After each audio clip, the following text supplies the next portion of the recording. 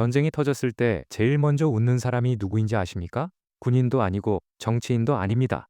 37년 만에 이란 최고 지도자가 사라진 소식이 터졌을 때 여러분이 뉴스 앞에서 어떡하지를 외치는 그동안 누군가는 이미 다음 배팅을 끝낸 상태였습니다. 그 사이 코스피가 일주일 새 6에서 7% 빠졌습니다. 이 돈은 사라진 게 아닙니다. 누군가의 계좌로 이동한 겁니다. 그리고 그 누군가는 지금 이 영상을 보고 있는 여러분이 아닐 가능성이 매우 높습니다. 원달러 환율 1,500원이 뚫리는 공포 속에서 진짜 돈은 어디론가 숨었습니다. 그게 지금 우리가 미사일이 아니라 계좌를 봐야 하는 이유입니다. 2026년 2월 28일 새벽, 미국과 이스라엘의 공습이 이란 핵군사 시설을 강타했습니다. 채 48시간도 지나지 않아 37년간 이란을 철권으로 통치해온 최고 지도자 하메네이의 사망이 공식 확인됐습니다. CNN과 워싱턴 포스트는 중동 전역 확전, 3차 대전 초입이라는 헤드라인을 쏟아냈고 대중은 공포 속으로 빨려 들어갔습니다. 그런데 바로 그 순간 이상한 일이 벌어졌습니다. 뉴스가 터지고 아시아 증시가 일주일 새 6에서 7% 급락하는 동안 글로벌 거대 자본은 공포에 얼어붙기는커녕 이미 계산을 끝낸 상태였습니다. 원유 에너지 방산 섹터로 자금이 먼저 움직였고 특정 자산군의 가격은 오히려 오르기 시작했습니다. 대중이 어떡하지를 외치는 그 시간에 누군가는 이미 다음 배팅을 끝내고 있었습니다. 2022년 러우 전쟁 때도 같은 장면이 있었습니다. 초기 투매에 휩쓸린 개인들이 손실을 확정하고 빠져나가는 동안 에너지 방산 공급망 재편 섹터를 조용히 담은 돈은 이후 조용히 불어났습니다. 거대 자본에게 전쟁은 언제나 부의 재분배 이벤트였습니다. 이번이라고 달랐을까요? 지금 우리가 미사일 궤적이 아니라 자본의 이동 경로를 봐야 하는 이유입니다. 그 실마리는 이미 비트코인 차트와 중국 증시 속에 모습을 드러내고 있었습니다. 공포가 시장을 덮은 그 순간 모든 자산이 똑같이 무너지지는 않았습니다. 그 틈새에서 뭔가 이상한 움직임들이 포착됐습니다. 가장 먼저 눈에 띈 건 비트코인이었습니다. 공습 소식이 전해진 2월 28일 비트코인은 65,000달러 선이 무너지며 62,000달러대까지 밀렸습니다. 여기까지는 예상된 반응이었습니다. 그런데 하메네이 피격 사망 보도 전후로 68,000에서 7만 달러까지 수직으로 되돌렸습니다. 시장이 장기 확전보다 단기 국지전이라는 기대를 헤드라인보다 먼저 가격에 반영한 겁니다. 반대로 확전 우려가 커지면 다시 달러로 튀었습니다. 비트코인이 이번 사태의 온도계가 된 셈입니다.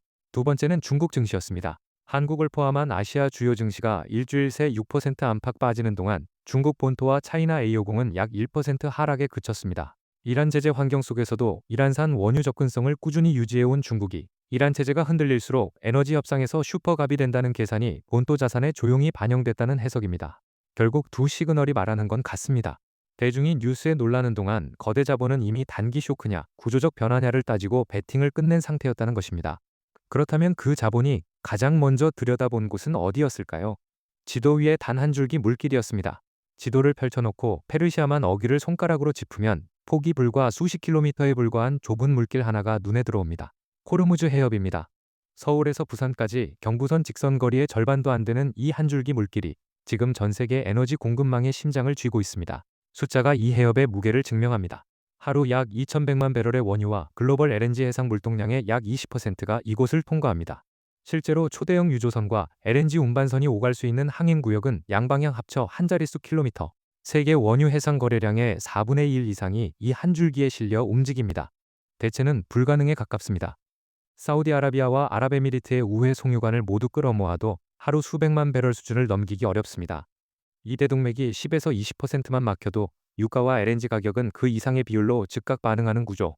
그게 지금 세계가 직면한 현실입니다. 전장의 비용 구조도 이 병목을 더욱 위태롭게 만들고 있습니다. 이란은 수천만 원짜리 자폭 드론으로 미군 자산을 교란하고 미국과 동맹국은 수십억 원짜리 패트리어트 미사일로 이를 막아냅니다. 막을수록 손해인 이 비대칭 전쟁이 반복될수록 호르무즈를 오가는 유조선들은 항로를 틀거나 운항을 멈춥니다. 보험료와 운임이 수직으로 치솟는 건 예고된 수순입니다. 그리고 이 막대한 비용 청구는 고스란히 동쪽의 아시아 국가들로 향합니다. 하지만 우리의 뼈아픈 현실을 마주하기 전에 먼저 이 지옥도가 누구의 금고를 채워주고 있는지부터 확인해야 합니다. 전쟁이 누군가에게 재앙일 때 다른 누군가에게는 호황의 신호탄이 됩니다. 이번에도 그 수혜자는 빠르게 윤곽을 드러냈습니다. 먼저 미국 셰일 업계입니다. 이란 충돌 장기화 우려가 커지자 글로벌 투자은행들은 잇따라 수주 이상 충돌이 지속되면 유가 100달러 돌파라는 시나리오를 꺼내들었습니다. 유가가 80에서 100달러 구간에 머물면 텍사스와 퍼미안 지역 셰일 업체들의 금고는 자동으로 채워집니다. 중동이 불안할수록 미국산 에너지의 몸값은 올라갑니다. 방산업계는 더 직접적입니다. 이라크 전쟁 이후 최대 규모의 미해 공군 전력이 중동에 투입되면서 패트리어트와 SM 계열 미사일, 순항미사일과 스텔스 타격 자산이 빠르게 소진되고 있습니다. 소진되면 보충 주문이 쌓입니다. 중동에서 미사일이 한 발 터질 때마다 방산업체 주주들의 계좌에는 숫자가 하나씩 올라가는 구조입니다. 트럼프 대통령은 필요하다면 4에서 5주간 공습을 지속할 준비가 됐다고 했습니다. 단기전 의지처럼 들리지만 월가 일각은 다르게 읽습니다. 군산복합체 입장에서 4에서 5주는 재고를 털고 수십조 규모의 보충 주문을 확보하기에 충분한 시간이라는 겁니다. 공포에 팔고 떠난 개인들이 뒤돌아봤을 때 에너지 방산 공급망 재편 섹터를 조용히 담아놨던 돈은 이미 수익을 내고 있었습니다. 그런데 원유와 방산 뒤에서 더 조용하고 더 큰 전쟁이 하나 더 벌어지고 있었습니다.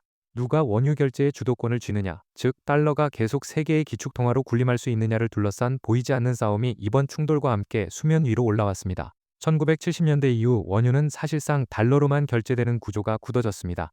이른바 페트로달러 체제입니다.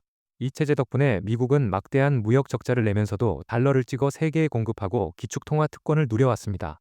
그런데 이번 충돌은 그 체제가 이미 흔들리던 한복판에서 터졌습니다.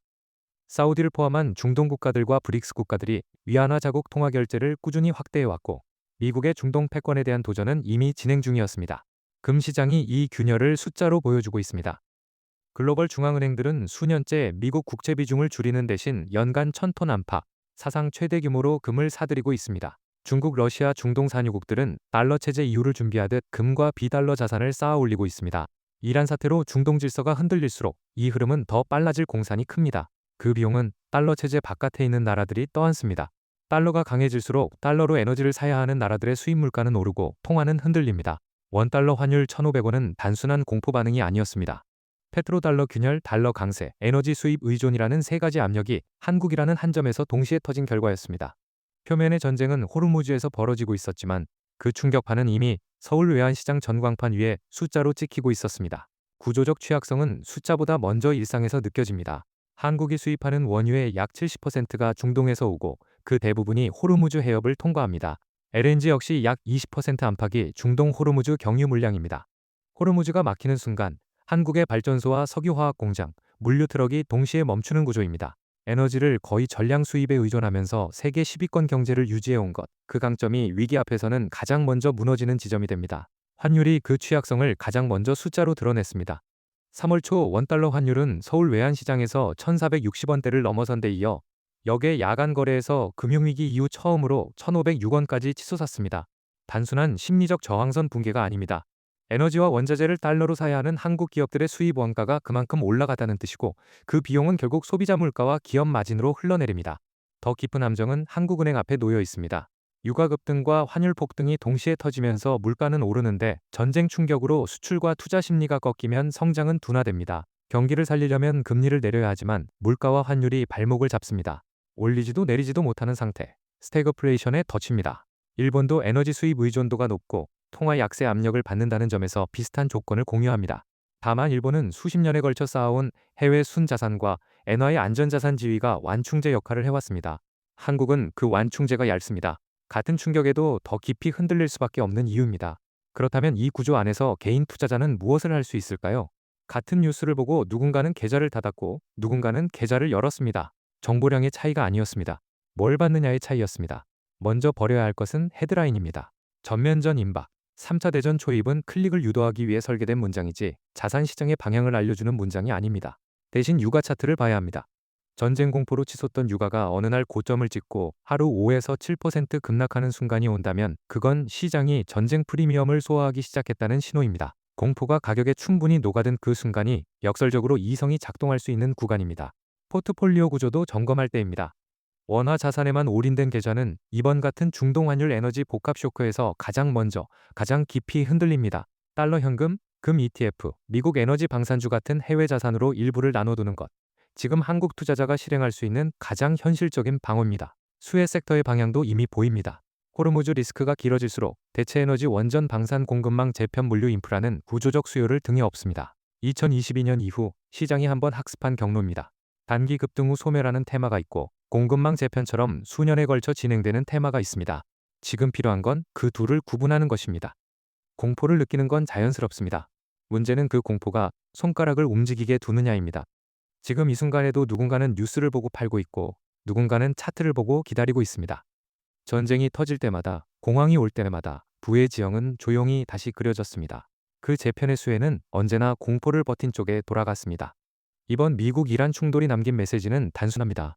여러분의 계좌를 결정하는 건 중동에 떨어지는 미사일이 아닙니다. 그 미사일을 핑계로 벌어지는 자산시장의 박앤세일을 얼마나 냉정하게 활용하느냐입니다. 같은 뉴스를 보고 누군가는 팔았고 누군가는 샀습니다.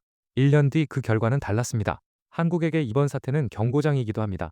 에너지 70%를 중동에 의존하고 환율 완충제도 얇은 구조를 그대로 안고 가는 한 다음 충돌이 왔을 때 우리는 또 같은 자리에서 같은 공포를 겪게 됩니다. 지금의 고통을 그냥 지나치면 다음 위기는 더 아프게 돌아옵니다.